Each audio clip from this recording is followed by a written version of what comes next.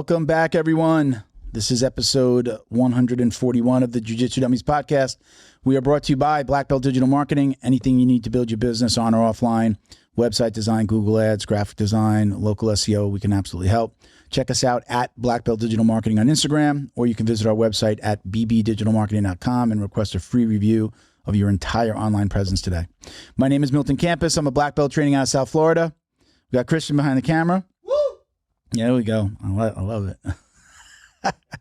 Don't forget to like, comment, download, share, all that stuff. Click on that subscribe button. We'd really appreciate the support. Joining us today is Robby Donofrio. He's the owner of Gracie Brandon in Riverview, Florida. We'll bring him in just a second. We got a couple of quick shout outs. So first of all, thank you to our friends over at Flow and Roll. We're Christian, we've been together here for about a year. The podcast really kind of like May 1st turned 5 years old. So we've been doing this for quite some time, man. So happy anniversary, birthday to us. Hey, I know Bo's going to cut this, do the post-production. So happy anniversary, Bo.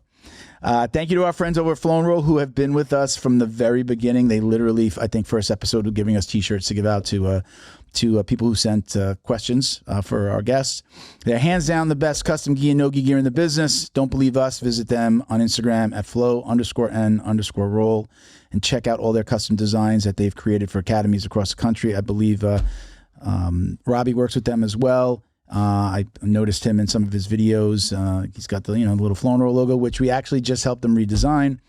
You can find our podcast tee on their site now as well. We've got a couple of custom Nogi kits that we've done with them, so go check them out. Again, Flow and Roll, and then the domain is the website is flowandroll.com. You get 20% off with code JJD, and don't forget. Ask them about their pre-order program. If you're a gym owner or a new gym owner, it's a great way to get all your gear. They'll get it right to your students with very little out of pocket for you. So let's move on to Leo Optics. I love these. I should have had you queue up the page. These are a little different. These are the brown ones, right? I love the stripe. Leo Optics is a sunglass and apparel company specializing in signature bamboo sunglasses. Their passion is rooted in the jiu-jitsu lifestyle, founded in Southern California with products reflecting the BJJ lifestyle.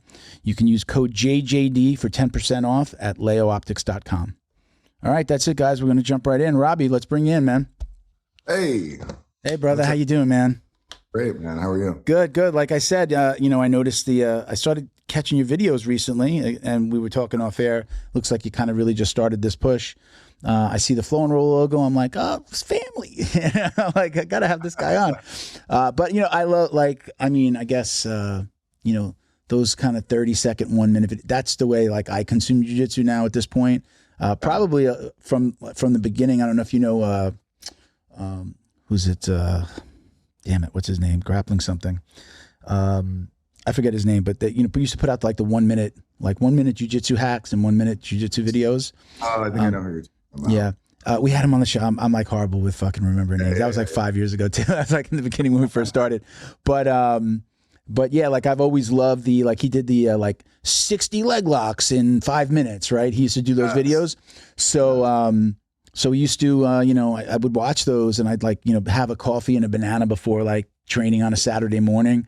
And I just have that on in the background, and I'd be catching stuff. I'm like, oh, I'm always in that position. So I love that stuff. I love those little nuggets.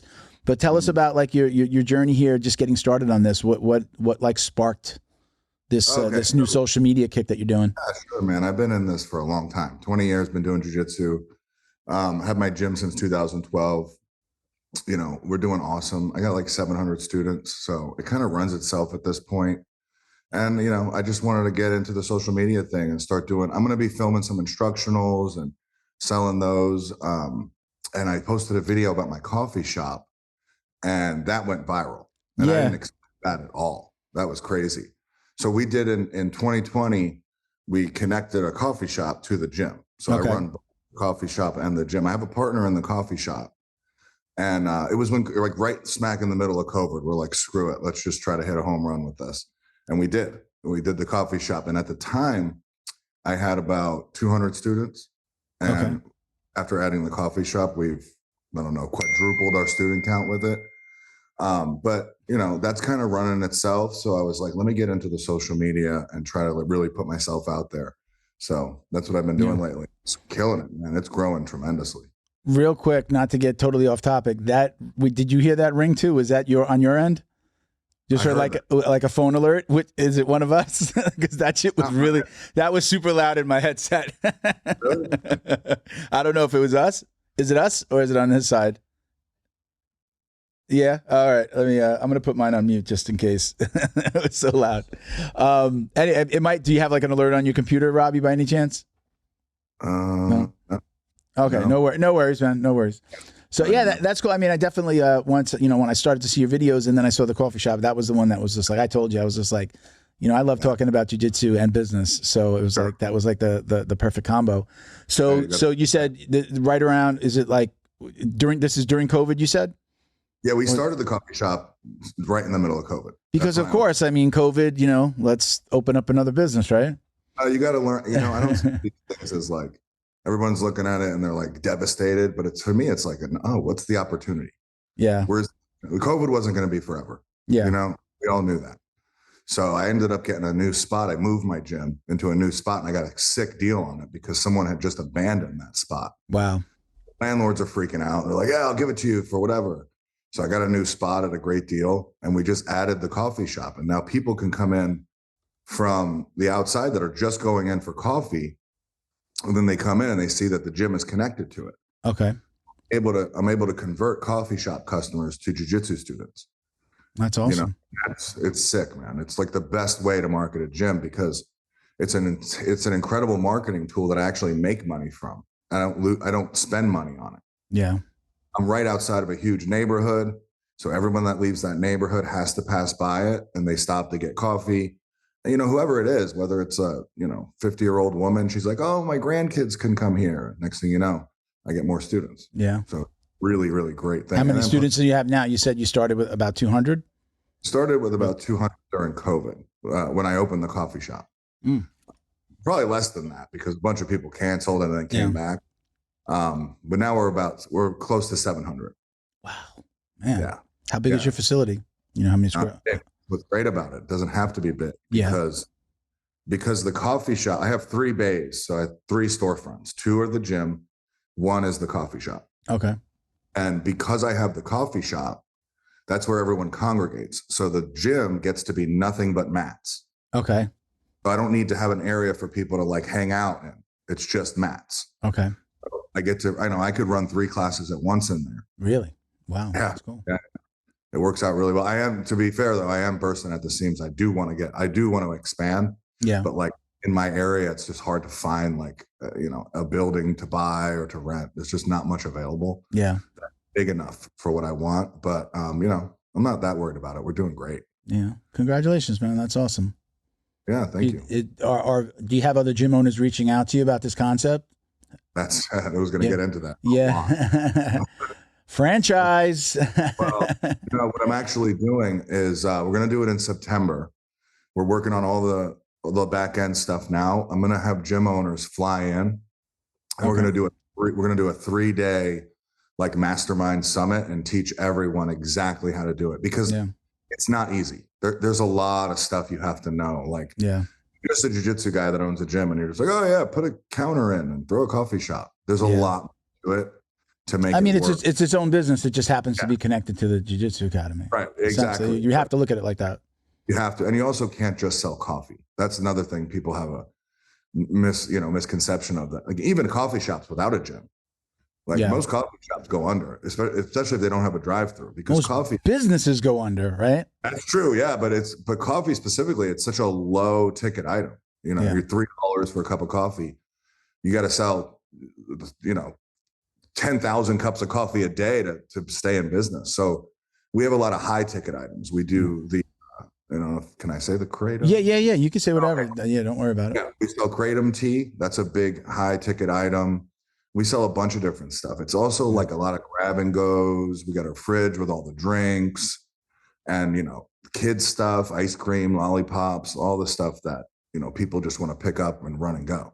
And so you got like an area where people, like I saw you talked about, like when I saw your intro to it and you're talking about it, like people can come in and work and, I have clients that are my training partners, and sometimes I'm like, hey, just show up at the gym 10 minutes early so we could talk about this thing, or bring your computer, I'll show you how to do this thing. So like that's I don't have a place to do that in my gym. Like we got to like be like hold the computer in our hands, or or sit on. We have like bleachers in the gym, which are cool, but it's not.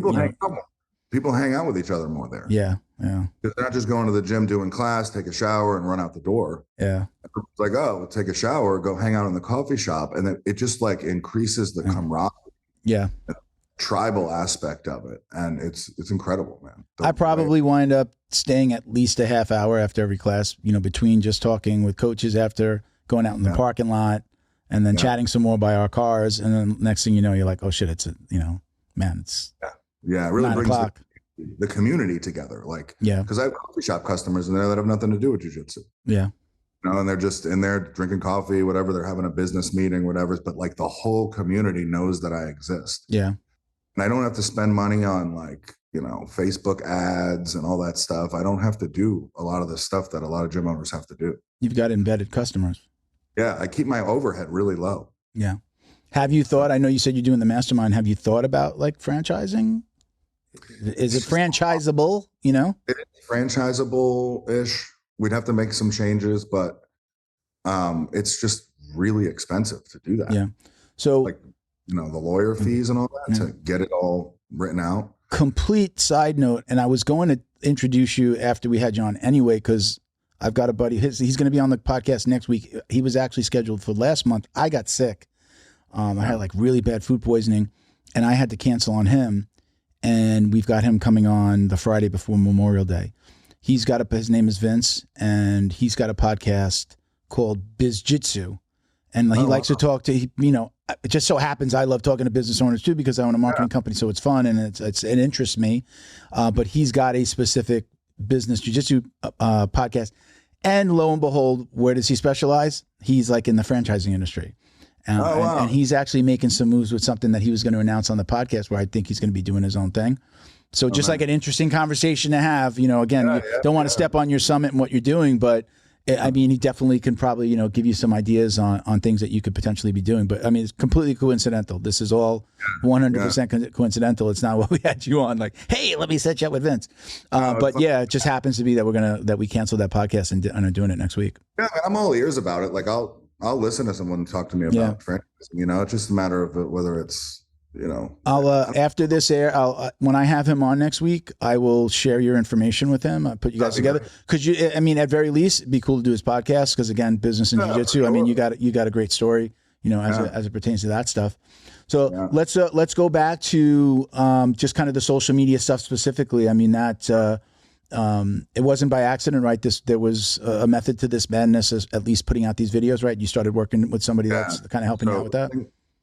Yeah, I'm working with a company that does they do all my videos.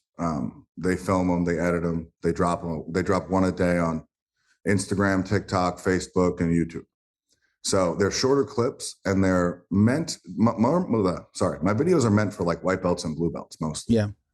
And because a lot of the content that's out there is like super high level guys teaching super high level moves, and that's like 1% of the jiu-jitsu community. Yeah. Everyone's a white belt and a blue belt. So let's put out content for them. Yeah. So I keep it really simple, real basic. And it's not only moves, I'm giving them like jiu-jitsu etiquette and, how to act at a gym, things. Cause how white belts are, they don't know, they're scared. They're going in there. They're lost. They're lost. They don't know what's okay to say, what's not okay. What can I do? Am I allowed to talk to the instructor? Should I ask them to roll? Should I not? Like, they don't really know. And a lot of gyms don't kind of prep their students for that kind of stuff. So. You want to know what's funny? When I started the podcast, I was talking about the podcast. I was a purple belt. Mm-hmm. And I think it's still in some places where we have the podcast listed, where it says the podcast you wish you had when you were a white belt. And because we were talking about like a lot of the basics, talking about etiquette, talking about trimming your nails, talking about washing your gi or your belt, and this whole like, don't wash your belt, you're gonna lose your power. Like we were talking about a lot of that stuff, and that was what we said. And I was a purple belt, so I didn't have some like high level knowledge that I was looking to share. I just love talking about jiu-jitsu, and I actually used to go out with used to go like have beer and pizza with a couple of buddies, and one of them was a black belt, and he was around during the Popovich days, and he trained with Wagner and Cyborg at Popovich's before, I guess they were called the Avengers back then when they were like traveling around, right? So so like he trained with those guys, like Wagner tied his purple belt on him. He was at Popovich's, but like Wagner tied the belt on him, right? So he was like always proud of that. He'd be telling us stories of things that happened, and I'd like, God, I wish we could record that. And that's how this all happened. It was just him telling us these stories, and then us just like asking him questions. And I'm like, this is a podcast. And I never did it. It was never before I had my marketing company, so it was never intended to be like this money making thing. I had a good job, and I like had some disposable income to like, hey, let me do this podcast. It'll be fun. Talk about jiu-jitsu with my buddies. And then it took off. So then now it became it's a business. But it was, it was just intended for those guys to fill that niche of like, hey guys, this is what's going on out there. Funny, crazy, weird. Watch out for this, But that's where we started. There's always going to be that niche, because what do we have the most of, right? White and blue. Exactly. Right? People, when do people quit? When do you find like you get the most people, that leave jiu-jitsu? Yeah, white and blue belt. Yeah, right. That's typically. I mean, guys, it's crazy. Guys will train their asses off until they get their blue belt, and then you never see them. I think it's because the journey from blue to purple is usually the longest. Yeah. So they're not seeing that purple belt as like achievable. Yeah. So you know what I mean. So they end up quitting after that. Yeah. They feel like they've done it. They got the coveted blue belt, and now it's time to go. Let me ask you this question. Like in your own journey, I remember like, you're always hearing, and we were always preaching like, don't worry about the belt, and it's the journey and all that stuff. And I was saying that stuff at purple and brown, but I remember I wanted my purple so bad. And then when it came close to brown, I was just like, I could wait. I was like, I don't like, cause it wasn't just about the level. It was like the responsibility that comes along with it. And, I felt like I needed to train more and to be, I started when I was 41, so I'm no spring chicken. So it was kind of like, oh man, I've got to train more. This is going to be harder. I love jiu-jitsu, but it's hard on the body, especially at my age. So like, when did you find that as well? Like, again, like, was there a point that you were like, man, I could wait on that belt. I don't need that one. Hold it. Wait as long as you want, coach. Did you ever have that? No, I know what you're saying, but for me, it was a little bit different. Because I was like competing a lot. When I started jiu-jitsu, it was 2006. Okay. And I got my blue belt, I don't know, 6 months later. But as a blue belt, and I'm not trying to brag at all, I was already submitting black belts. Yeah. So I was like already kind of like, sort of like not the best, but becoming one of the best guys in the gym, because I was obsessed. I had that like obsessive mentality. And I trained for like, there was a point as a purple belt, I was training for 10 to 12 hours a day. Wow. I was either teaching a private lesson or I was training. You did MMA? Were you fighting as well? I fought MMA once. I fought one pro fight. Okay. And What came first though? The MMA or like stand up, or were you doing jiu-jitsu first, or was it kind of both?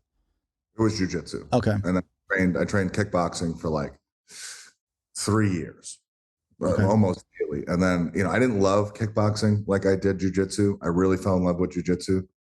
And, I got my purple belt like after about a year and a half of training. So I got my blue, and he threw the purple at me pretty quick. And I was a purple for a while. Ended up getting my black belt in a little less than 7 years. I had already won the ADCC trials as a brown belt. Okay. I went to ADCC in 2013. Wow. So I never had that like, oh, I'm not ready for that yet. I always felt ready, but I never cared that much about the belts. When did you start? How old were you when you started? 21. 21. Okay. Yeah. I'm about to be 41. Oh, wow. Yeah, I know. It's been a long journey. You're wearing it well, brother. Though you're wearing it well. My body's a disaster, man. I had neck surgery 2 years ago. I have an artificial disc in my neck. And I got, I had ACL surgery. I got lower back issues. So, I still train almost daily, but I can't wrestle. I can do jiu-jitsu, but I can't wrestle. It kills my back. Yeah. But that's my story pretty much. Yeah. Like I always say that, the dirty little secret is that you're going to get hurt if you do this. You're doing this for a long time. Things are going to hurt, but I wouldn't give up one of one of my aches and pains. Like if they said, if you could just feel like you were 30 again, but you could never train jiu-jitsu, this would never be in your life. I'd say, give me the pain every day. I've just learned how to deal with it. It's almost like it's there, but it's kind of just like, you're all right. Yeah. I'm just like, I'm going to live. I mean, I'm not, as long as I'm not falling over. I wind up just like, no, I wouldn't get rid of this for anything. I wouldn't trade this in for anything. It's such a big part of my life. I named my fucking company after it, pretty much. So now I'm careful because I have really young kids and I want to be able to roll with them when they get older. Yeah. Like I don't want to get so injured now that by the time my kid's a teenager, I can't do jiu-jitsu with them. How old are they now? I have 4. So I have one that's my stepson's 22 and he's in the military. And then I have an 8-year-old, I got a 6-year-old, and I got a 3-year-old. Okay. You've been busy. Yes. Are they, are all of them on the mat? Oh yeah. And 22-year-old as well? No, he doesn't. Does he train? No, not anymore. No. He's in the Air Force in Japan. Okay. And he's over there and he has a kid, a grandson too. So what's your advice to those younger students? Like, what's the advice as far as longevity and really being able to do this? What's your advice to those people, to those young? Yeah. Stretch, do some kind of yoga all the time. Like whatever it is, doesn't have to be anything specific, but like hip flexors, protect your lower back, strengthen your core. Those, if I can go back in time, I'd smack myself in my face and say, stretch, you idiot. Yeah. Because that's what ruined me. I would just go in my 20s and just train like a monster every day. Yeah. And, kind of listen to your body. If there's some days where you're just like, not feeling it, make it a light training day. You don't have to go 100% balls to the wall every day. And I used to do that. I just, had this like passion for it and I didn't care. I just would go in, I would train injured. Like, I wish I would have taken care of my body. And also the like recovery stuff, like, the cold plunge and the sauna, basically those two things. Make sure you're doing that, do those things. Make that important. My school, for a short amount of time, they started doing a yoga class on Saturday mornings before our training class. So get there at 8, do an hour of yoga, and then train at 9. Yeah. Now, I had done a little bit of yoga, did some like yoga stretching on my own. Excuse me. And talk about the most loose that I could be. I mean, we say we're going to stretch before jiu-jitsu, but how much do we really stretch if we're doing it on our own? But an hour of yoga and then jiu-jitsu was fucking amazing. My body felt so good. Like you just really, really had such a good stretch. It was awesome. I don't do it enough, and I definitely believe in, I wish I was doing it more, but I definitely believe that you have to be, if you really want to do this from a young age and, and own a gym and do, do the things you're doing, you actually not just stretch, you need to find yoga. You need to find a place to do yoga or be really super disciplined at it because it's really the only thing that's going to save you from like surgeries later in life. I used to do the DDP yoga. Okay. Yeah. Awesome. One of the most awesome programs. I recommend it to everybody. So just like videos, you had the videos. Yeah. They are. Some of those workouts are intense and are very difficult to do. Yeah. Yeah. When I was doing that a lot, I had such incredible balance. Like people had a really hard time taking me down. Yeah. You're doing a lot of like standing on one leg and for like ridiculously long amounts of time. Yeah. And really helped me with my balance and it helped me, increase my longevity a little bit. I wish I would have done it earlier, but that's the one I always recommend. You know what, where I did my first yoga class were remember the P90X videos? Oh yeah. My buddy had he gave me the videos, but he didn't give me every one. So I had like 5 of them.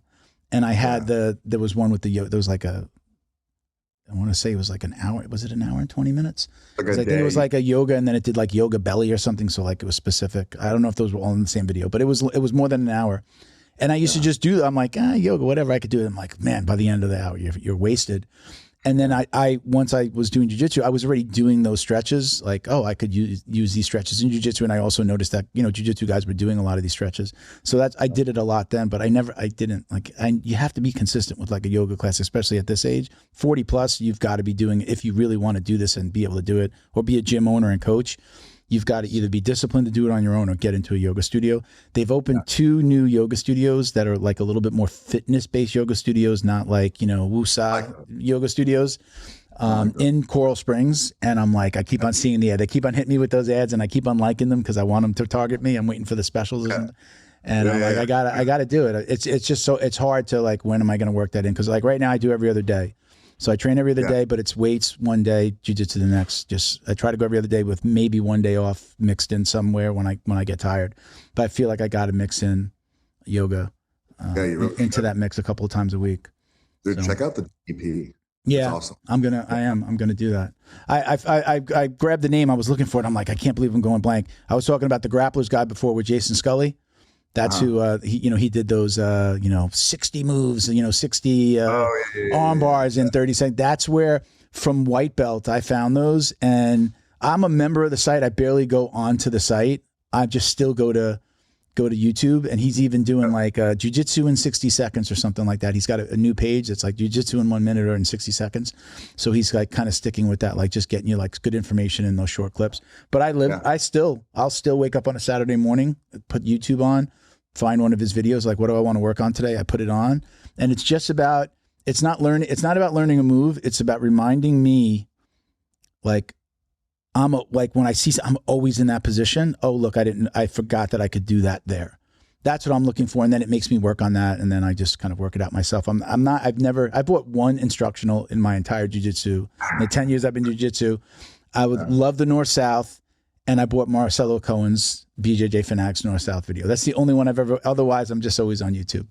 Yeah, the North-South choke? Yeah, he did a North-South choke video. And that was my favorite missions, man. Yeah, man. I was my very first tournament at white belt, a new breed, right in my town. And my first submission, I wound up in North-South, and I was laying on the guy's face. And I'm, back, it was probably 230. I'm usually walking around at anywhere from 225 to 230. And I just wound up laying on his face, and he tapped.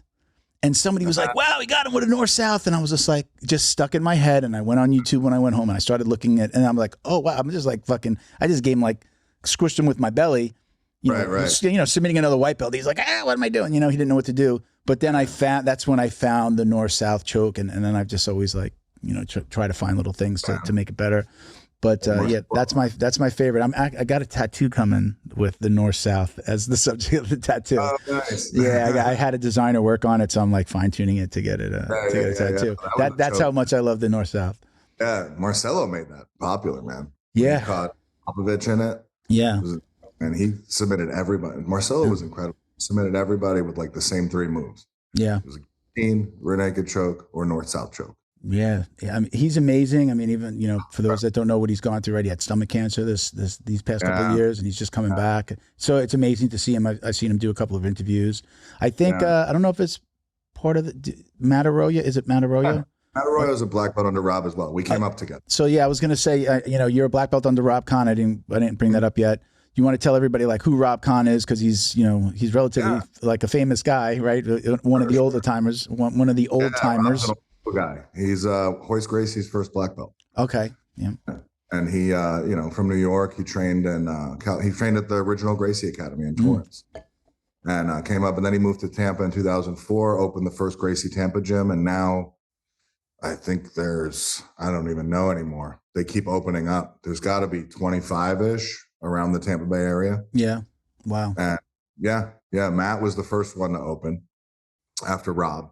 And then Christina Rodriguez opened up, and Bamboo. We got a guy named Bamboo. We call him Bamboo. His name Apollo, Gracie Apollo. Is that kind of part of that family as well? They're part of the network. They're in Apollo. They opened way later. Okay. But the original ones was Matt, Christina, Bamboo, and myself. Okay. And then now it's just crazy. They just keep. I got students opening. I'm about to have 4 locations, connected to my network. Okay. Yeah. So it's really cool. But Rob's awesome, man. Yeah. He's an awesome dude. Unlock the power of your online presence with Black Belt Digital Marketing. Their reputation management program ensures your Google business profile seen by more potential customers. Black Belt Digital Marketing is your full-service digital marketing agency specializing in local SEO and reputation management. Boost your business today. Visit bbdigitalmarketing.com. Your success is their priority. Miss your morning routine, Bar Pro.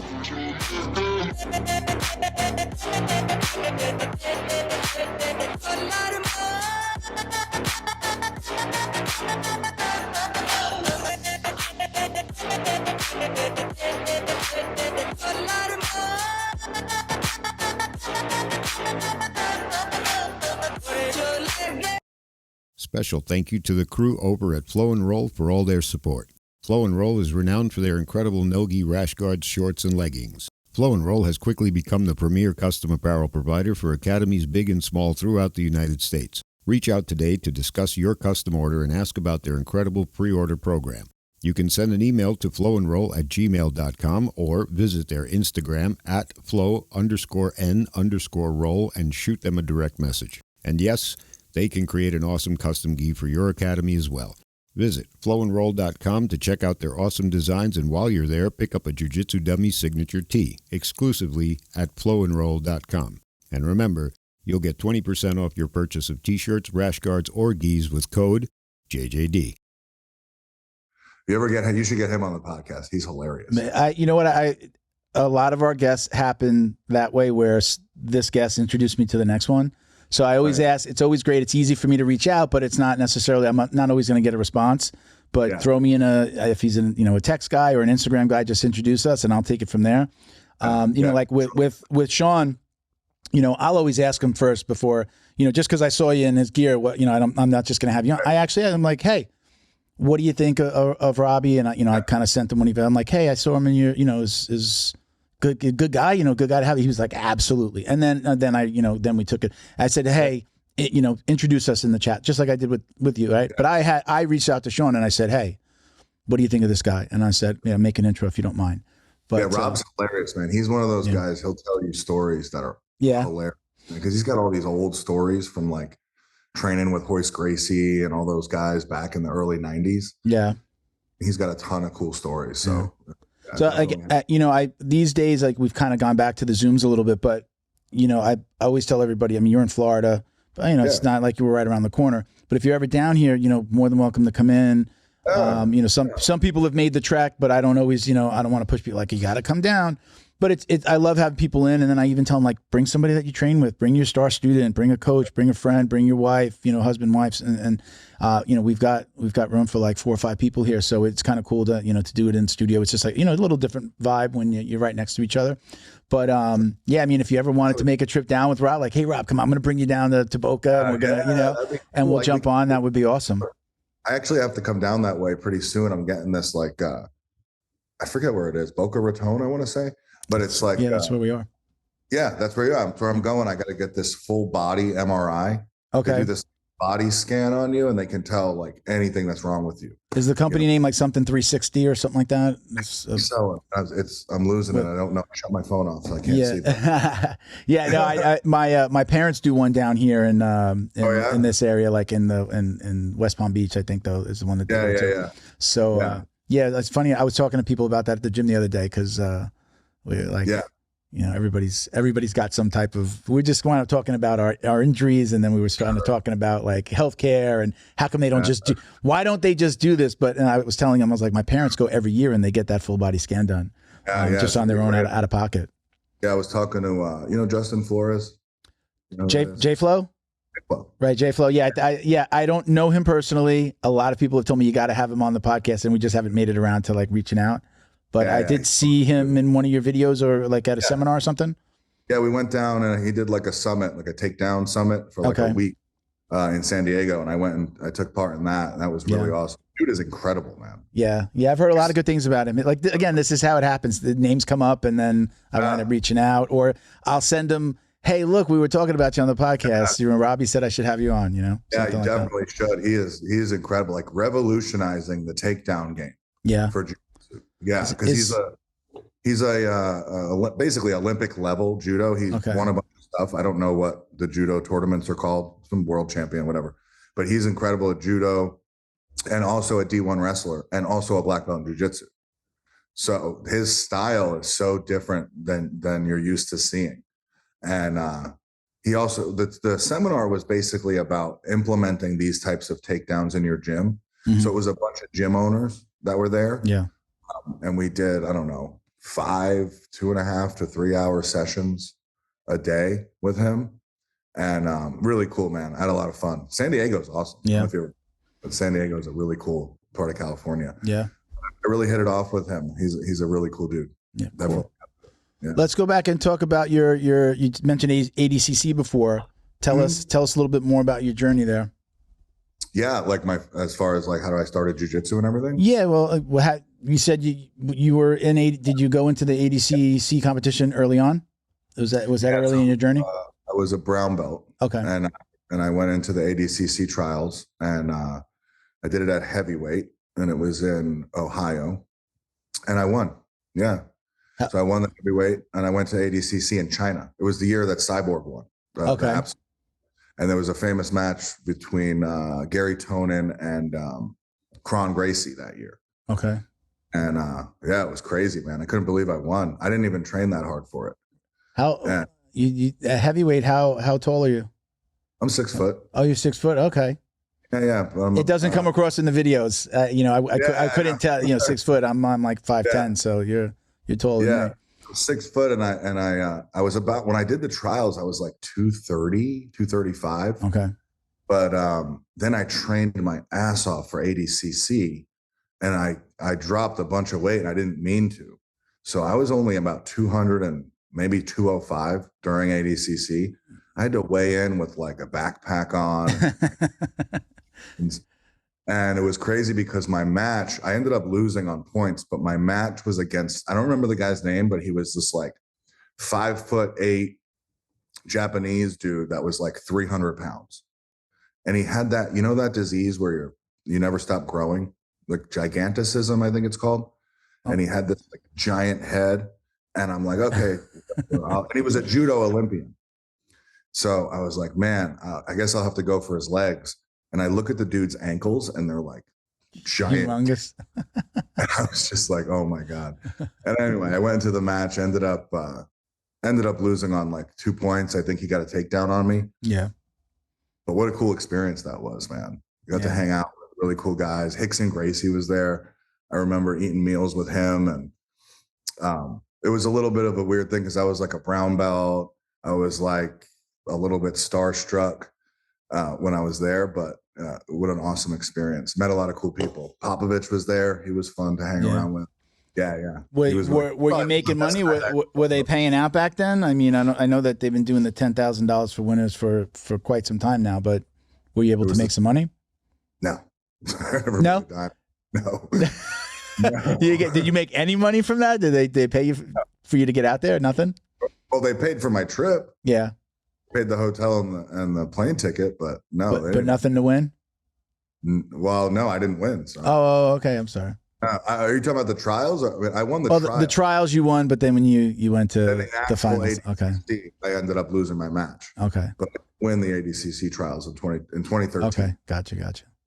Yeah. Well, they did pay out to the winner though. They would pay out to the winner. Yeah. The winner gets, I think the winner of the division gets 10,000, and I think the winner of the absolute gets 40,000. Okay. I think it's still the same today. Yeah. I think that's why you got like Craig Jones trying to like battle my next question, and do this $1,001 to show up. Hey man, more power to them. I love ADCC. I never seen a problem with them. I do not like the IBJJF at all. I think they're greedy scumbags. Did you see the story on Instagram today about them talking about IBJJF refs fixing matches? I already know matches that have been fixed. Yeah, he's like, duh. That's no, of course. The work. IBJJF is just. How are you going to get these guys? They have to train their asses off. They can't really have a job, and then they're going to win, first place black belt, and they get nothing but a stupid medal. Yeah, that's a little ridiculous. Yeah. And also, I don't think jiu-jitsu is big enough. Like, if you win the world championships at black belt, IBJJF, even with sponsors and stuff, you're still not making a ton of money on it. You have to have your own gym still, typically. So it feels like IBJJF is only going to be a springboard to help you get other things. Yeah. Maybe open a gym, maybe get sponsors. It's only a springboard. It's not going to be the thing that's going to make you money. Right. But even opening a gym, like, people don't understand this. Like, a lot of gym owners don't understand this. A lot of them do. Nobody calling your gym to sign up for jiu-jitsu knows who you are. You could be a blue belt that sucks at jiu-jitsu. And if you have a cool community at your gym and, they like it there and they like you and you're close to their house and you have good marketing, people will train there. Nobody cares if you're a world champion or not. Yeah. They don't understand that at that point. Understand. Yeah. Yeah. They have no idea what jiu-jitsu competition even is. They're just there to learn self-defense.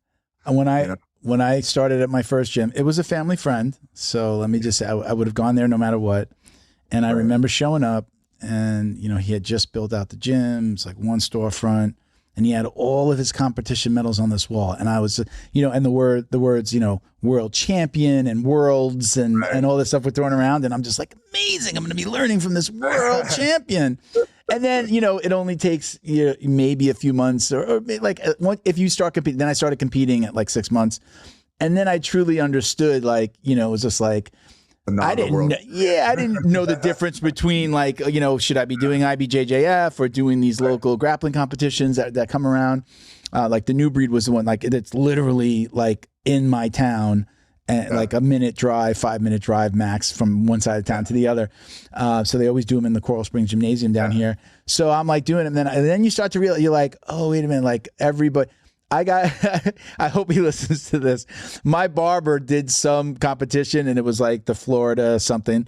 So like, he's like the state champ. So like, he's still to this day, he's the state champ that won this thing, And it was, I don't even know. It wasn't IBJJF. It wasn't New Breed, but it's just funny. Like, I'm the state champ. I'm like, I smile when he says it and he knows why I'm smiling. Right. But everybody's, a world champ. Man, somebody said something on a podcast. Everybody's a legend. Everybody in jiu-jitsu is a legend. I forget who said that. Somebody said it on the podcast. Everybody's a legend. Right. There's Taekwondo gyms that have over 2,000 students. Yeah. That none of these jiu-jitsu guys even know about. It's just not about your credentials. No one really cares whether you're a world champion or not. I like to train competitors and fighters, not MMA fighters as much, but mostly like higher level jiu-jitsu guys because it's my personal thing. I personally want to get somebody to win ADCC. That's my personal goal. Yeah. But I definitely don't have to stay in business. Yeah. Not at all. 99% of my students are just regular middle-aged people that come in and they want to learn something cool and they want to be part of a tribe. They want to be part of the community. That's what you really got to get going. These guys that own gyms, like that are obsessed with having the greatest grapplers and they think that's what's getting them students. Yeah. It's not about that. It's whether or not people are enjoying themselves at your gym. Are they having fun? Yeah. And, on the kids side of it too, I know this firsthand, just like, from my most of the people that I train with have had their kids in the school first and then joined as adults. Yes. So it's a lot of like, my coach is like the second dad. The owner of my school is like the second dad. In some cases, the only kind of quote unquote dad that they know because, they might be coming from a single family home. Mom's the only, moms take care of the kids. And like, the parents will come to the school and be like, hey coach, can you talk to little Bobby about this? He got some bad grades or he got in trouble at school today. He's not listening to me. And the coach, he does a great job at having a little, like a little huddle at the end of every, has them sit down and then like does a little speech at the end of every class, talks to them about life stuff. Like that's why the parents come there. That's why the school gets filled because they love that part. If you try to sit your kid down and tell them how to be a man, right? Like they don't want to listen to you at a certain age, but coach, they don't want him to be mad. They don't want coach to be upset with them and they want to like impress the coach. So, knowing how to deal with the kids is like the way you really, build a really strong, jiu-jitsu program. I'll ask you, right? I mean, I'm going to guess you probably have more kids than adults. It's probably half. Half, yeah. And you probably have a lot of parents of the kids that train, right? And that's another thing that the coffee shop really helps with.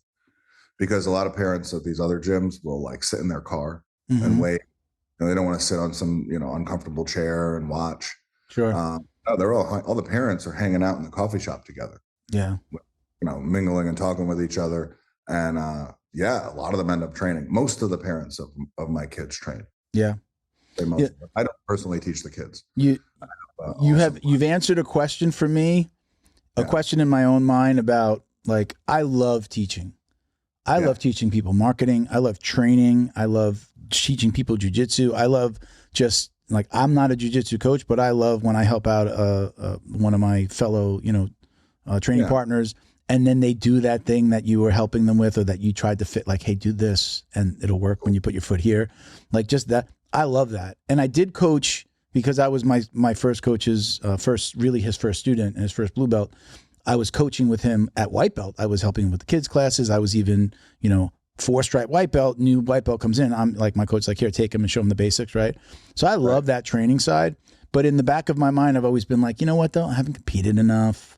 I don't have any accolades. Like, if I wanted to open up a gym, but you just really answered that question that I've had in the back of my mind. Like, that doesn't matter. Good person, good coach, loves the sport, knows how to treat people. That's what in this world of training, especially when you're trying to build a kids program, that's what's going to matter.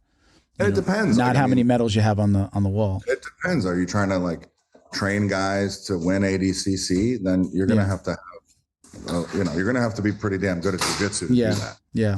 I mean, are you just trying to train the local community to have fun and learn some jiu-jitsu? Then you don't necessarily have to be great at it. Yeah. But you know enough that where you can teach. Some of my best coaches aren't, like, the greatest competitors. Yeah. Like, some guys I have teaching aren't, like, unbelievable on the mat, but I've had guys that are unbelievable on the mat that were terrible coaches. Yeah. Yeah. So what do they say? There's a saying that those who can't do, teach. Yeah. It's true. Yeah, that happens. Those guys, what end up happening with, like, the really advanced guys, sometimes when I have them try to teach, they can't put themselves in the mental place that a white belt is in. So they end up teaching, like, super complicated things. That's like, whoa, you're way above what they should be learning. Mm-hmm. You've got to be able to teach a regular old arm bar well, so that someone who doesn't know it can understand. That's actually more difficult, I think, than teaching another black belt or a super high level guy the K guard or something like that. Because these people know nothing, and you have to make them understand, like, what jiu-jitsu is as well as this move. And that's a more difficult thing to do. You don't have to be amazing at jiu-jitsu to do it. You have to be good at teaching that. You have to be good at, making them understand it. So you own a school, you're teaching, you're putting out videos. Are you, like, a consumer of, tutorials of BJJ Fanatic videos? Is it something that you do now, that you've done in the past? How are you feeding your jiu-jitsu soul, so to speak? I love instructionals, man. Yeah. I have probably all the Danaher and all the Gordon instructionals. Really? But it's not easy to watch them. And that's a funny thing you mentioned that, because I love jiu-jitsu so much. I've never lost my passion for it. So, when those guys came on the scene, I was like a kid in a candy store. I loved it. And I've watched so many of their instructionals. And it's not always easy to watch because they're like 14 hours long. Yeah. I sit there and I've had a lot of guys come to me and say, and I'm not knocking their instructionals at all, they're amazing. But a lot of guys come to me and, like, I tried to watch that instructional and I couldn't. It was just too long and too much explanation and all that, especially the lower level guys. Like, put a Danaher instructional in front of a white belt. It's, like, impossible for them to follow along. And so my instructionals, when I come out, my instructionals are going to be 4 white belts and 4, like, newer blue belts. And they're going to be really short. Like, I'm going to do an instructional on each position, but, like, very short, sweet, to the point, a couple of different transitions that you should know, go practice this, go get great at it. And then I'll do an instructional for, the more advanced after that. But I think the white and blue belts don't really have great instructionals to watch. Nobody has 14 hours to sit and watch an instructional. And, sometimes when I've watched videos, sometimes I'm like, fuck, I need a partner to try this with right now. Yeah, that too. So, it's hard. I bought a jiu-jitsu dummy last year, You know, I got one of the, I was like, let me just get one. I'm going to get a cheapie. I'll stuff it myself just to see if I'm even going to use it. And I did like it. And I had an extra room in my house. So now I moved into an apartment. I had one room that I turned into a gym, and I had mats. I've moved into a smaller apartment, and I got rid of that stuff. Right. So I'm like, it's sitting there and I don't really get to use it.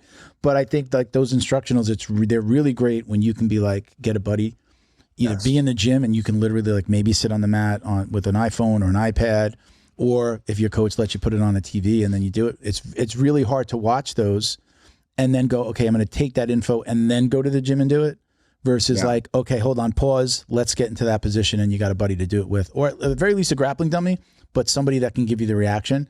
That's where it kind of falls apart for me. Because like when I bought my Marcelo Garcia, my one instructional, they did give me like a free Danaher one. Oh, really? And like the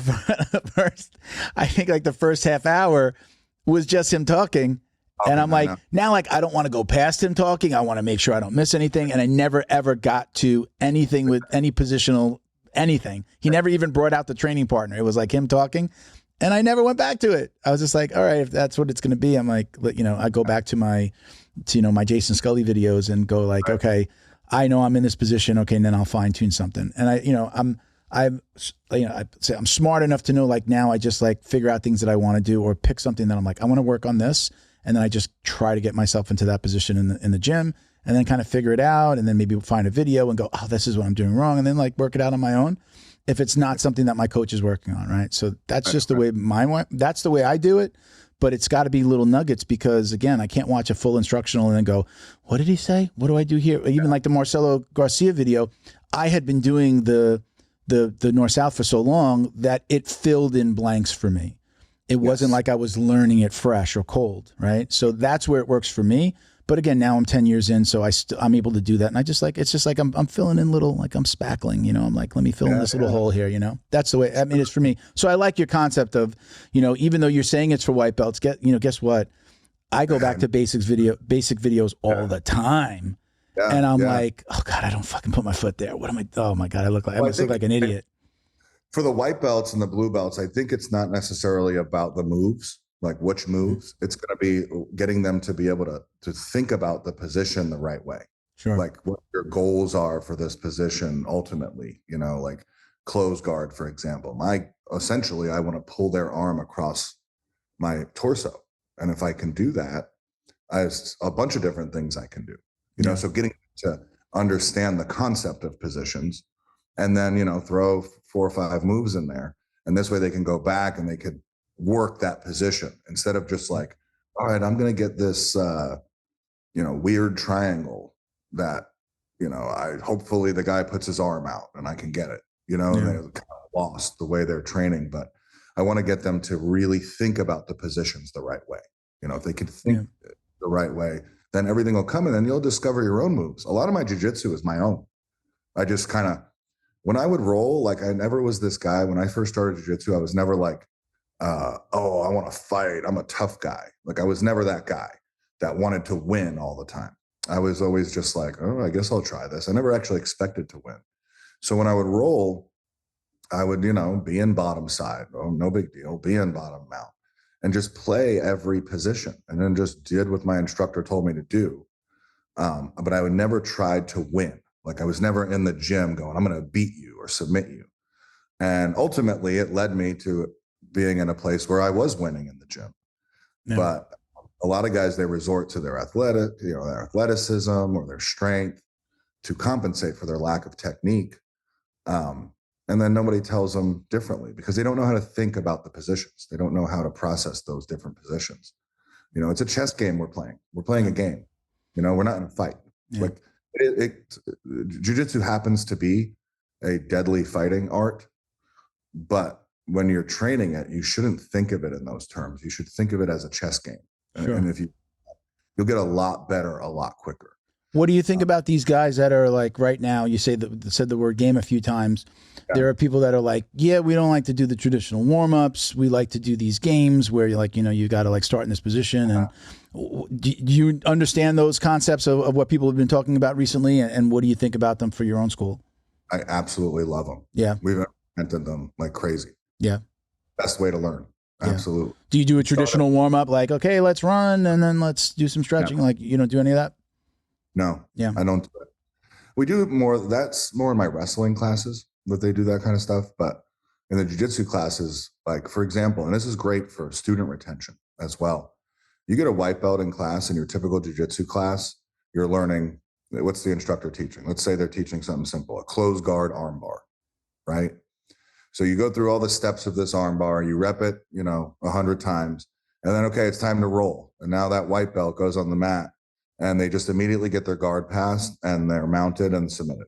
Mm-hmm. And then they can't ever even practice that arm bar. They're never even in the position to do it. And by the time, now a month goes by, they haven't learned the arm bar again and they forgot it anyway. That must. We caught you. Sorry, messages are coming through my phone. No, that's okay. No worries. Computer. But, they, I'm losing my train of thought. The games. Yeah, the games. So I really like, so that white belt now, if you do the style of training that we're talking about, I forget what it's called, something with an E. I can't think of the name of it. But if you do that, at least they're getting a workout in, because that white belt then leaves class, they never actually rolled, and then they don't sign up. But do this style of training where you could put a day one white belt. All right, we're going to start. You're going to start in, because how that works is you start in the finish. So let's say it's a guard pass. You like start in the finish of the guard pass and then work your way backwards. Okay. That's kind of how they do it. And it really works well. But they're breaking a sweat in that class and they're understanding the concept way better. Yeah, we've implemented that style of training like exclusively. Oh, that's awesome. What is the freaking point of doing like forward rolls across a mat? Really? Like, do we really need? I've never done it. I don't understand some of these warm-ups, like why we're doing it, other than to, get your heart going. But a lot of times in typical jiu-jitsu classes, they're doing these like, long warm-ups, and then everyone stops and reps moves for like whatever it is, 30, 40 minutes. So at that point, they're like cooled down, and then they go and they roll rounds. And to me, that's backwards. Like what are you warming up for? Just to cool back down right away and then go into rolls afterwards? It's a little mixed up. I'd rather them get their heart going during the class. And it's also an easier way to teach. You don't have to put on a performance for your students every day. You can just kind of, put them in the position and tell them to go. And they end up figuring stuff out a lot better. They figure out their own jiu-jitsu. They don't need like every single step explained to them. They just need the fundamental concept position, and then they can navigate their way through it themselves. So is that what you mentioned before? Something like about like your jiu-jitsu is your own, or like you have? Explain that. Put those two things together with what you said before about your own jiu-jitsu. Yeah. So I mean, as long as you understand the principle behind the position, you can. As long as those principles are in place. For example, passing the guard. If I want to pass the guard, I have to either control your hips, pin them to the mat, or I have to pin your shoulders to the mat. And then I have to maneuver my body around your hips or, around your legs in order to pass the guard. However you accomplish that is fine. It doesn't matter. I mean, you could stand on your head pinning their hips to the mat and then do a front flip over them if you want. I mean, that's a crazy example, but as long as those things are in place, anything goes. It doesn't have to be this specific way of doing it. You can do it however you want to do it, as long as those things are in place. And that's with every position in jiu-jitsu. Do you find that your white belts take to your jiu-jitsu program better that way? Way better. Yeah. Like better. Yeah, absolutely. Because you teach them a long move with like 15 steps, they forget them. And then they don't even understand why they're doing it. Like, why are we doing all these steps? You have to explain to them the why behind everything. Important. I think. Do you encourage? In my very first school, I think a lot of coaches were like this. I'm 10 years in now. This June will be officially like 10 years. Nice. My coach did not love that I would go home. Like, I was addicted to like YouTube, to the point where my wife was just like, "You come really?" She'd like come to bed and like I'm like pushing YouTube videos to the TV. Like it was, I was addicted. So like I was constantly wanting to learn something. My coach didn't love it, but once he saw that I wasn't going to stop, and because sometimes it was just me and him, I'm training with a black belt when I first started because he's in a brand new school, no students on a certain day or whatever. He didn't love it, but then he embraced it, and he'd actually at the end of the class he'd be like, "All right, what do you got for me? Go get your iPad," and I would like ask him about like a more high level move or something that he hadn't taught me. So he wound up kind of giving into it. Right. What do you like? I'm like obviously look at what you're putting out. Yeah. I tell everybody like, if you really love jiu-jitsu, if you want to get good at jiu-jitsu, let's say it that way, because some people might just be there for the stress release and that's it. You really want to get good at jiu-jitsu, you have to supplement with like watching stuff. Like even if it's just look up the move that you learned in class today, and then look at the different variations or look at the other ways that people are teaching it. And there might be a move that you don't love, and then you go, oh wow, but I could do it that way. Oh yeah, my foot's always there. I could do it that way. Like I encourage everybody, like go find, like supplement, your jiu-jitsu with just watching stuff and fine tuning it. I mean, again, you're doing that now, so I've got to assume you're telling your guys like, I don't know if you tell them go home and watch videos, but yeah, I think it depends. Like I think there's also a lot of really bad content out there, unfortunately. Yeah.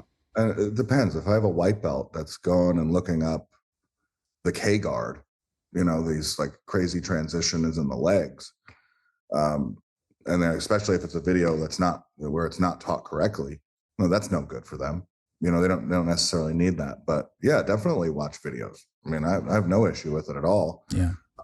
But watch the right videos, I guess would be my thing. Like, don't jump ahead too far depending on your rank, but like my black belts or my high level purple to black, go watch, go learn. The instructionals, man. You mentioned instructionals before. Do you have something planned? You're going to be doing it on your own, or are you working with one of these BJJ Fanatics type websites or anything? I'll probably do both, but I'm going to do my own thing first, and just put it out to my followers and everything. I was trying to build a following before I went and did it. Yeah. And now in a few weeks, I'm going to be filming. It's going to be basically white to blue, how to get from white belt to blue belt fast as you can, and that's what the is going to be about. And I'm going to do a short video for every single position. And then from there, they can buy one, or you can buy like the closed guard or guard passing. And then you can buy it in a bundle. And that's basically what I'm going to be doing. And then I'm going to come out with ones for each belt rank, basically. Okay. Because people are obsessed with belts. Like white belts and blue belts are obsessed with belts. They want to know how they can get to the next belt, Yeah. And a lot of jiu-jitsu gyms don't give their students a clear understanding of how to get to that belt, because the instructor is just like, oh, it's just kind of at my discretion. When I feel you're ready, you're ready, and that's fine. I get it, because I kind of do that too, because the instructor does know when you're ready. But this is going to be kind of a supplement for that. They're going to be able to say, okay, I got to know this, this, and this. I have to understand the concept of these positions. And, I might be ready for my blue belt. Gotcha. So I want to take that route. Yeah. I do. One of the, obviously, like, again, I love jiu-jitsu, happy to be a black belt. I know I've got a ton to learn still, and I'm, go as often as possible. But I had this little epiphany the other day, like, oh, wow, the stress of even thinking about stripes and belts is gone. Like, it's a nice thing to get rid of. Like, you're there. It's not like the end, but it's like, okay, I don't really have to worry about it. At 50, I'll be 51 next month. At 51, I'm not like, oh, can't wait to get the coral belt. Like, I'm not even thinking about it. I'm like, I'm probably going to die. I don't know if I'm going to live long enough to even get it, like, as a like ceremonial thing, so like just that being gone, there's enough, I guess I like the stress of like being a good learning how to be a really good black belt now is like, it's just my focus, not worrying about like, am I going to get a stripe or when is the coach doing promotions? Like just that being gone. At the lower belts, I remember that. It's just like, you want it so bad. It was like it's like, your dad telling you like, good job, kid. I mean, that's what it is sometimes. It's like, great feeling, We talk about belts. It's weird. I think, I don't know. I think it's really good for business belts. And the rank is it keeps people engaged, but I'm not sure if it's good for actual skill level for people getting better. I remember when I got my purple belt, and then I felt this like, oh, I can't ever lose to a blue belt again. Like I have to be able to beat every blue belt. And then I remember getting on the mat and just being better. I was like better. It was almost like the belt that I got gave me power. Yeah. And I got better, you know, but I also think that because you don't have the belt, you might limit yourself. You might not be confident rolling with a purple belt as a blue belt because you kind of are expecting to lose because you don't have that belt yet, you know? Do you think you stepped up to that belt level though? You were saying like, oh wow, I got it and I got better. Like, or do you think it was like, I need to step up my game. I need to roll a little bit harder. I need to do another, maybe, not sit out this round. Like, do you think maybe you lived up to the belt as opposed to it gave you some secret power? You know what I mean? I'm not saying that. No, I know. I get it. But yeah, I think that it gave me a level of confidence about my jiu-jitsu. I was like, oh, I'm a purple belt now. I am this. So let me behave that way as the purple belt does. And then, it works. But again, the negative part of it is, look, maybe I could have done that earlier. Yeah. But I wasn't the belt yet. So it's like a mental game that, everybody goes through with the belts. I don't know that it would be, I think belts are good for business. I don't necessarily think they're good for your actual skill, actually getting better at this, because I think it puts this weird concept in your head that you can't be this good yet because you don't have the belt. Yeah. I always try to make people remember too. It's just like school, right? You don't go from first grade to second grade. When you show up at second grade, you know everything that you need to know for second grade, right? You're about to learn it. So I remember when some of my friends that were lower belts would be getting their, blue or maybe going to purple, and they have this anxiety of like, I'm not ready for it. I'm like, you understand, like you're graduating from one and starting the other. It's not that you are now a purple belt. Yeah, you're going to be, yes, you might go to a competition and be fighting a purple belt that has 4 stripes and you just got your purple belt, but we don't expect you to know everything that you know at purple. You're going to learn. Now you're like, you have permission to learn whatever the curriculum is, if your school does a curriculum, or we understand you're learning purple belt now. I think their mind works as like, no, I'm supposed to be at a purple belt level and I should know everything. No, get that out of your mind. Just like first grade to second grade to third grade, you're going in and now you're learning the third grade curriculum. Sit down. We don't expect you in September to know everything that you will know by June, right? And that when you kind of explain it like that, I think it takes some of the anxiety off. For some people have the anxiety, some people don't. I think competition people kind of maybe look at belts a little bit differently than a hobbyist. But I've certainly, had that conversation with training partners, like, get out of your own head. Yeah. And then I had that at brown to black. I'm like, man, I could wait. They're like, oh, they're doing a promotion. I'm like, I don't even want to talk about it really. Or like, hey, you're going to get your belt. I'm like, I could wait. And sometimes they did get put off or like it got postponed and I'm like, good, I could wait for it. It wasn't priority for me. It was just like, I just want to get better at jiu-jitsu. And then I kind of like went a little bit more, even training 4 or 5 days a week where I was only going 3 and, like kind of felt like I wanted to step up to it a little bit. But I definitely had that same anxiety. I understood that anxiety thinking back to when I was a lower belt. Like I started to have that again, going from brown to black. But again, I don't know everything I'm supposed to know at black, right? It's not it's just a stop along the journey, not a, hey, I'm going to know the same as a guy with, 4 or 5 stripes on his belt. It's just not the case, So yeah, belts are weird, man. I never cared that much. Are you doing Ghee and Nogi at your school? Yeah, we do some Ghee, but mostly Nogi. Yeah. Some of my other locations have more Ghee than anything, but I like both, man. I love Ghee. Nogi is my passion. That's what I've done mostly. Yeah. But actually recently I've been getting back into the Ghee. I'm actually training more Ghee than anything else. Yeah. Is it partially because of the videos or is it just whatever just happened? Man, I just get bored and I want to do something different. Yeah. Let's do Ghee. I got one of my students. She's one of my female students. She's one of my black belts, and she just opened a gym in Plant City, which is like about 40 minutes for me.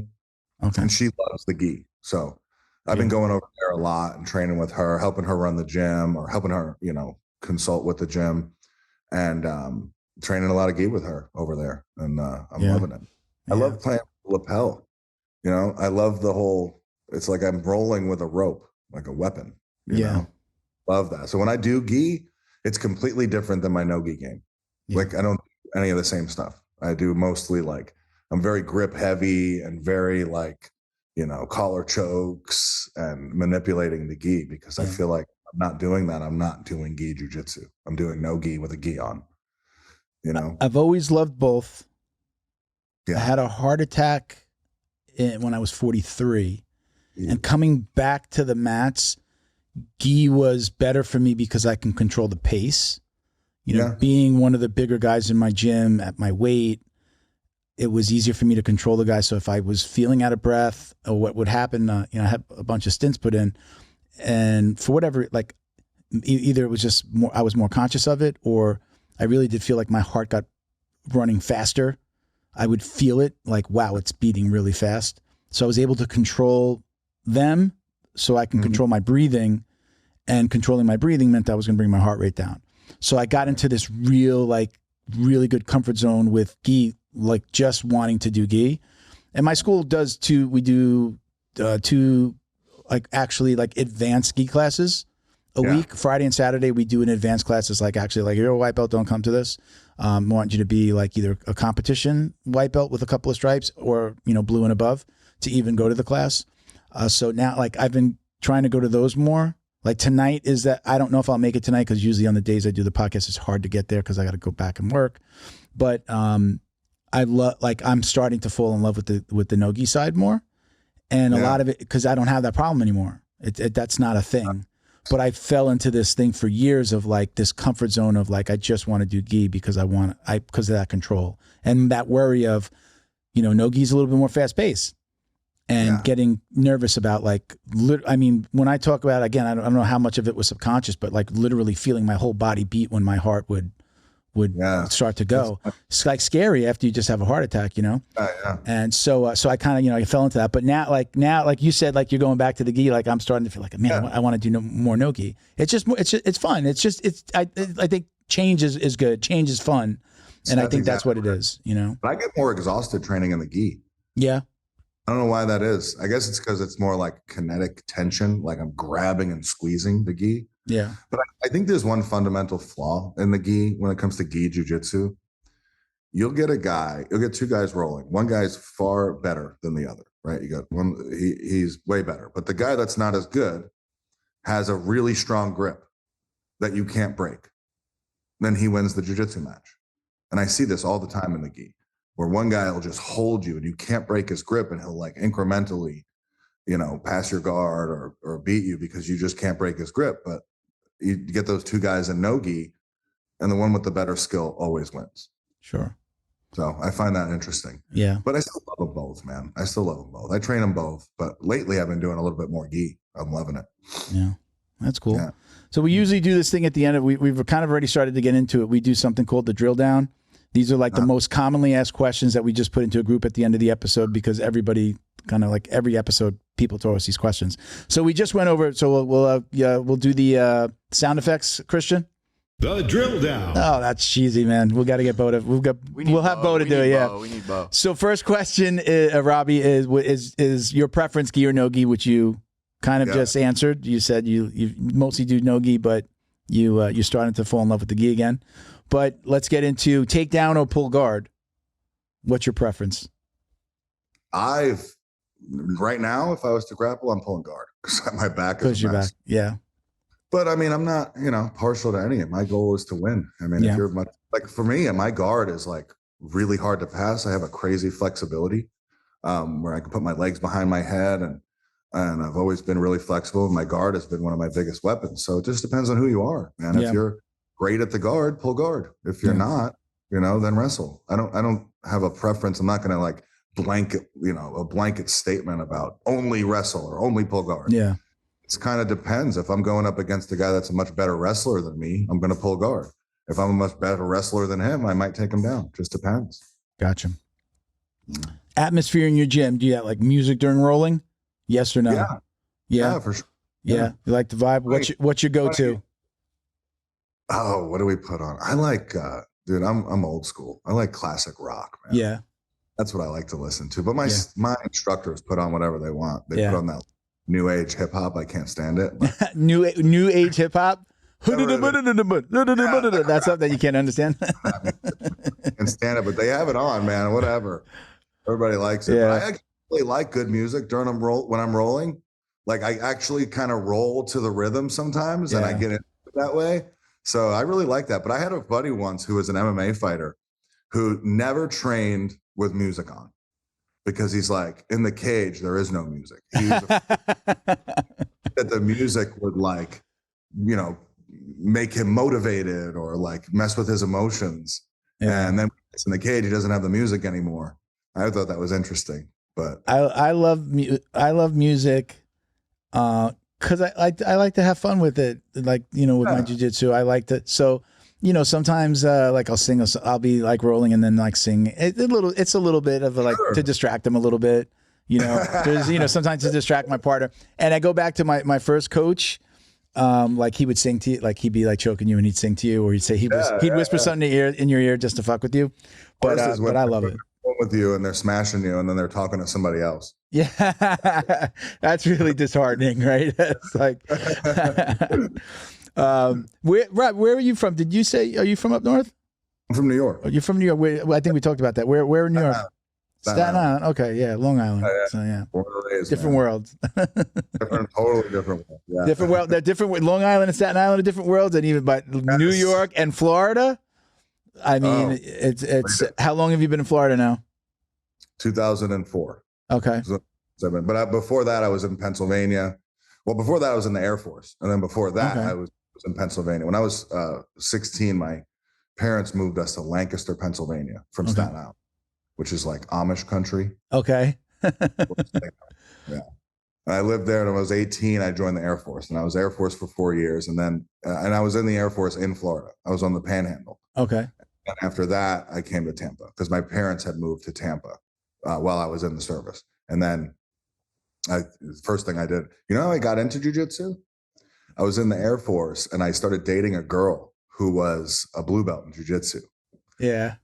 I was like, at the time I was lifting and I was probably about 245, jacked. And I thought I can fight. I'm like, yeah, I could beat up anyone. I could bench press 400 pounds. Of course. I could beat up anyone. And this girl proved me wrong. I'll never forget it, man. She took my back and choked me. And I was like, what the hell is happening? I didn't even know what the UFC was at the time. I didn't know anything. Yeah. And then I got super deep into the old VHS and DVDs of like Pride and the old UFCs and stuff. And I got obsessed, man. And the first thing I did when I got out, was find jiu-jitsu. That was the first thing I did. Yeah. Were you still dating her when you found jiu-jitsu or no? That was when I only dated her for a short time, like right before I got out of the Air Force.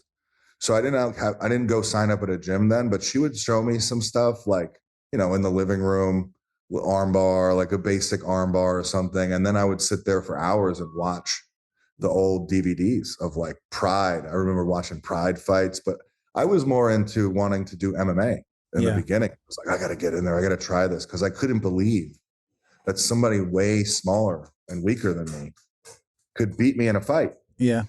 Couldn't believe it. And I just became obsessed, man. Does your family train? You got your kids? Do your wife trains? Yeah, she's a purple belt. Did she train before she met you? Was she already training?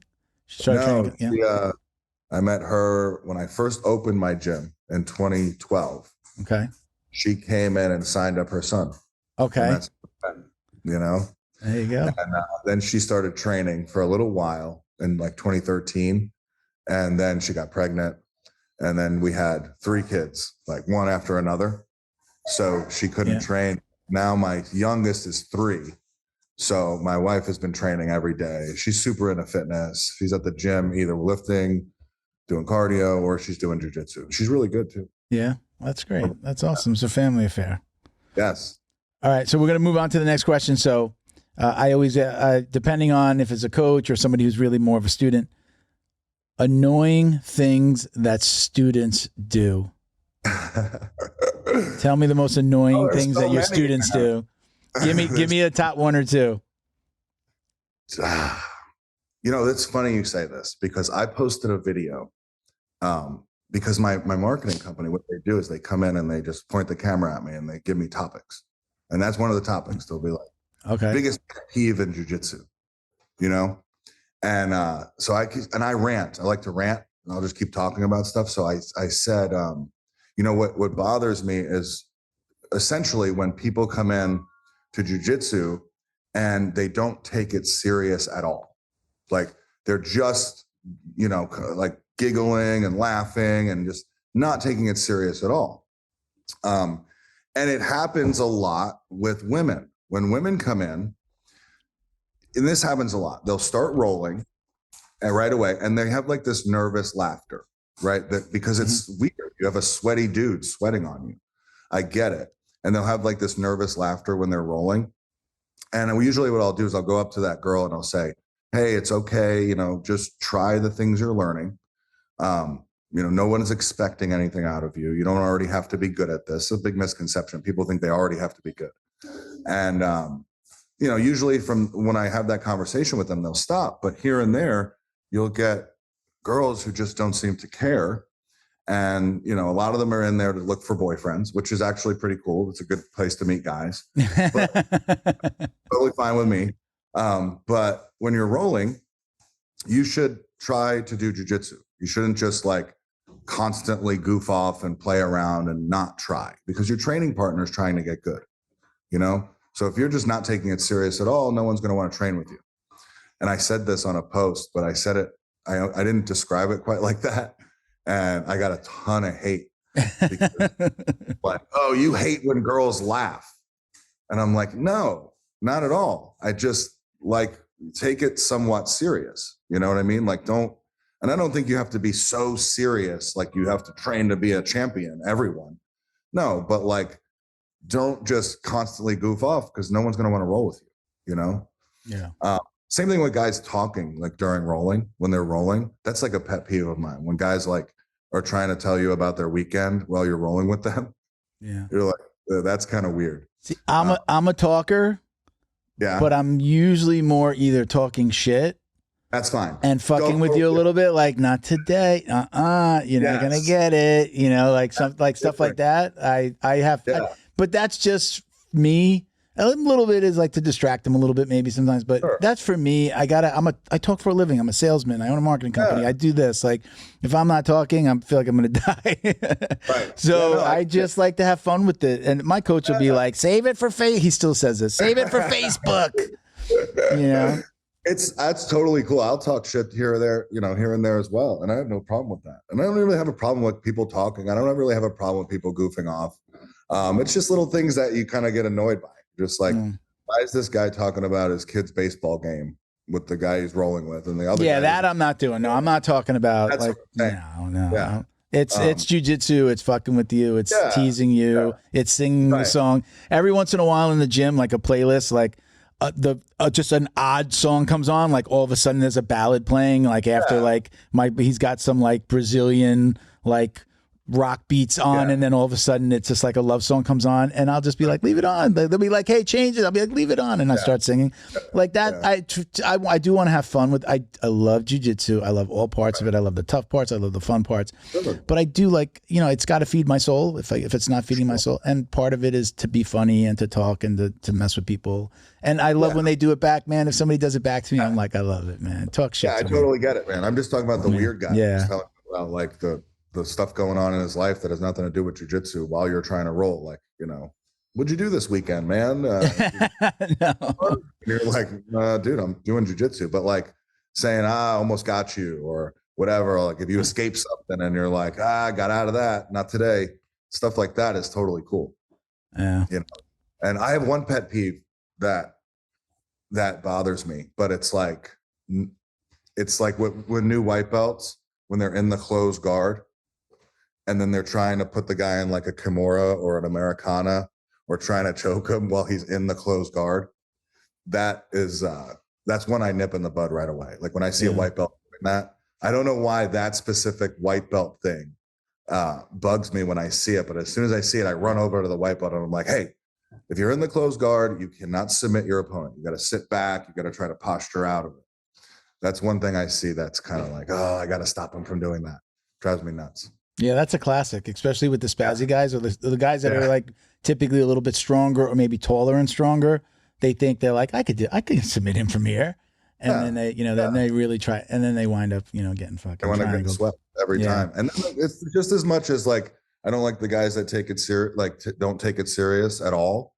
I don't like the guys that take it too serious, especially a guy that doesn't know much, but he's always trying to like win in the gym and he's using all of his strength and all of his athleticism. And then you tell him and try to just do jujitsu. You're not going to win, by being strong and athletic. And then they don't listen. That's when I start getting bugged. I'm like, dude, you're not listening to me at all. And that bugs me as well. So Robbie, what would you be doing if you hadn't have found jiu-jitsu and martial arts? I'd probably be in prison. Really? Yeah.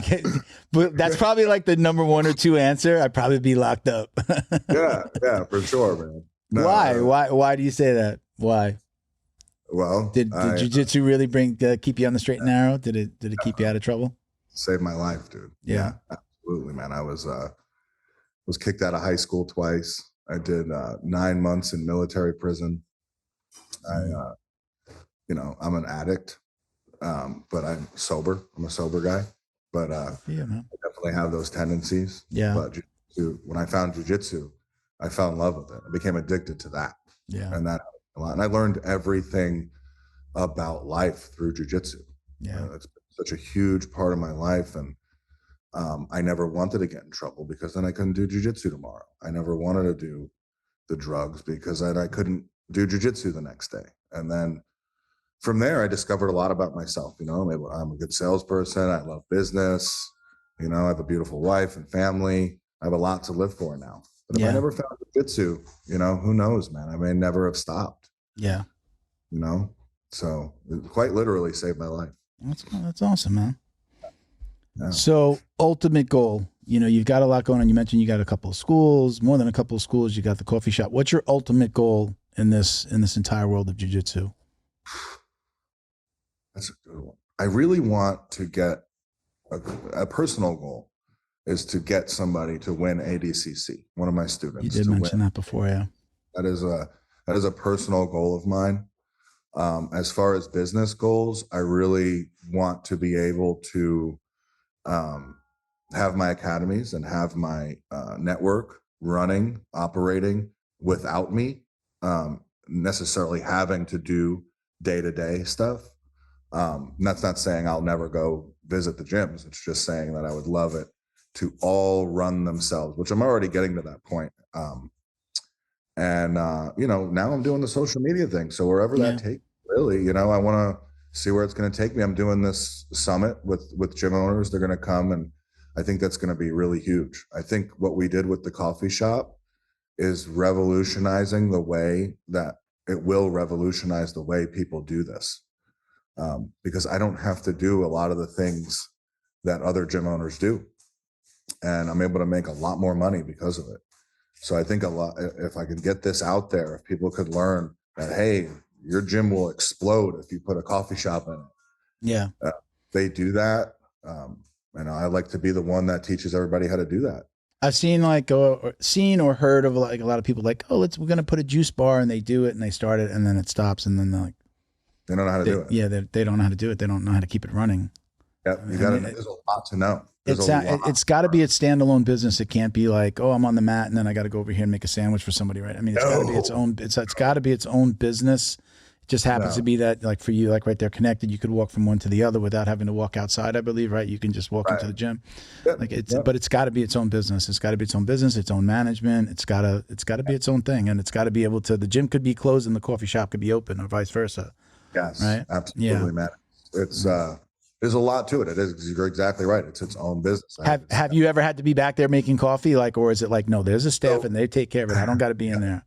Somebody's not being like, hey, Robbie, where's my latte? No. Right. When I first opened it, though, it was funny because when we first opened it, I needed to learn. I needed to make sure that I did know how to do it. Yeah. So I did. I worked the coffee shop for the first 3 months just to make sure I knew what was going on. Yeah. And that was fun. I'm serving coffee to my students. No. It's kind of interesting dynamic, but I learned it for a little while. But then no, we have 4 employees that run the coffee shop. I got a manager and I got 3 other part-time, and I'm like I got a couple part-time and 1 full-time employee.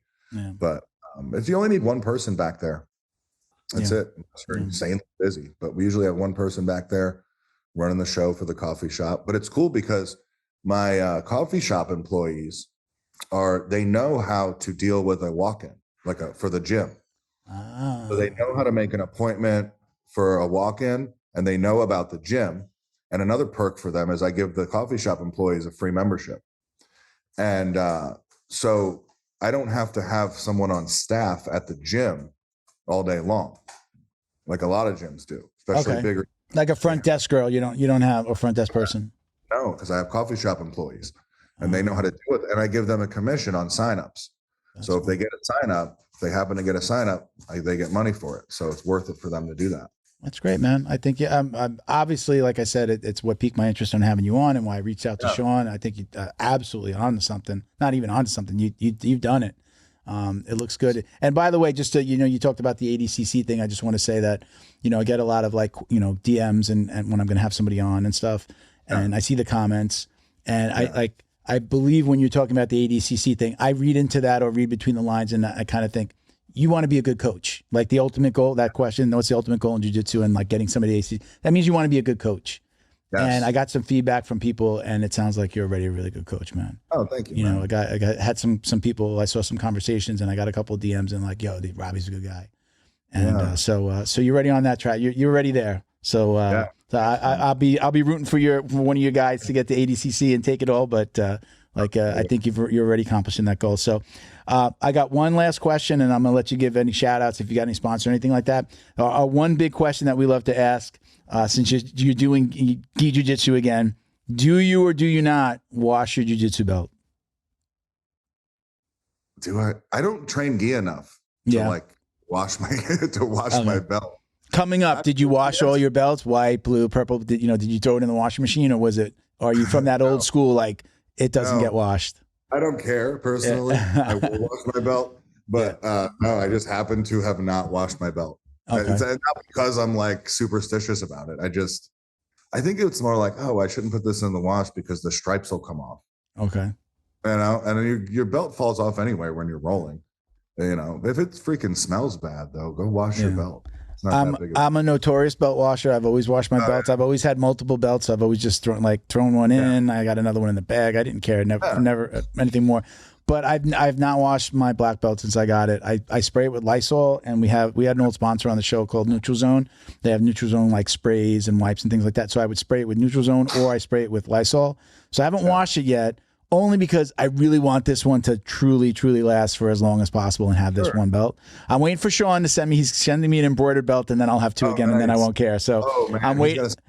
Yeah, I'm waiting on my flow and roll belt, Sean. So as soon as he sends it, then I'll probably start washing the old one. But like right now, I just want it to be like that black and really just wear from the training. So I find it funny that that's even a thing. Like there's like the team don't wash your belt and team wash your belt. It actually was a thing. We kind of fell into this thing of like talking about it, and one of my I originally started this. It was like there were 5 of us. It was just like a round table of me and 5 of my me and 4 of the training partners, and one of my training partners would just get on me about washing my belt, and then it became a thing, and then we started asking, online. I guess it had already been a thing, but I didn't really know because I was still newer to jiu-jitsu, and then it became a thing, and so it became one of the questions that we ask everybody. So we used to throw up a little flashing like belt belt washer, team wash your belt. We actually used to throw it up on the screen. But I don't know what team I'm on, man. I don't know. I say wash your belt if you want to, and if you don't, that's fine too. I don't. Post-COVID, I think everyone, like at least going through COVID when we were recording, and then a little bit post-COVID, people were just like, just wash it. Just why wouldn't it? Listen, if it's disgusting, wash it. Unlock the power of your online presence with Black Belt Digital Marketing. Their reputation management program ensures your Google business profile seen by more potential customers. Black Belt Digital Marketing is your full-service digital marketing agency specializing in local SEO and reputation management. Boost your business today. Visit bbdigitalmarketing.com. Your success is their priority. Special thank you to the crew over at Flow and Roll for all their support. Flow and Roll is renowned for their incredible Nogi rash guards, shorts, and leggings. Flow and Roll has quickly become the premier custom apparel provider for academies big and small throughout the United States. Reach out today to discuss your custom order and ask about their incredible pre-order program. You can send an email to flowandroll@gmail.com or visit their Instagram at flow_n_roll and shoot them a direct message. And yes, they can create an awesome custom gi for your academy as well. Visit flowandroll.com to check out their awesome designs, and while you're there, pick up a Jiu-Jitsu Dummy signature tee exclusively at flowandroll.com. And remember, you'll get 20% off your purchase of t-shirts, rash guards, or gis with code JJD. Yeah. So, Robbie, listen, thank you for coming on. I really appreciate it. And I just want to give you a moment to, if you want to give any shout outs to anybody, family, friends, sponsors, anybody you're working with, now's your time, man. Well, Flow and Roll is great. I'll always want to shout them out. Probably the best guy I've ever worked with when it comes to like making gear. Yeah. Or, rash guards and gears, like incredible. I love Flow and Roll. And then, just check me out on Instagram, Robbie D Jitsu. I'm going to be coming out with some instructionals pretty soon. If you're interested in opening a coffee shop in your gym, I am your man. So we're going to be putting out a link to a website to where you can come down to Tampa. We're going to put you up in a hotel. We're going to take care of your food and everything. That's going to be sometime in September. I'll be coming out with the dates pretty soon, but it will revolutionize the way your gym operates. It's an incredible thing to add to your gym. So, very cool, man. Stay tuned. So hang out for 1 second. So I just wanted to thank Combat CBD. We were able to kind of start a relationship with this new company. So this happens to be their gummies, really cool. Obviously, like wearing the shirt today. So check them out at combatcbds.com. You add an S to the end, so it's combatcbds.com. Check them out. You can check us out at Jiu-Jitsu Dummies for all the ways to watch, listen, and support. My personal IG is Uncle Milty BJJ. But I monitor the Jiu-Jitsu Dummies one all the time anyway. So appreciate you guys coming out. Robbie, don't hang up yet. We're going to take a couple of pictures, but thank you for watching and listening, everybody. Peace, love, Jiu-Jitsu. Us.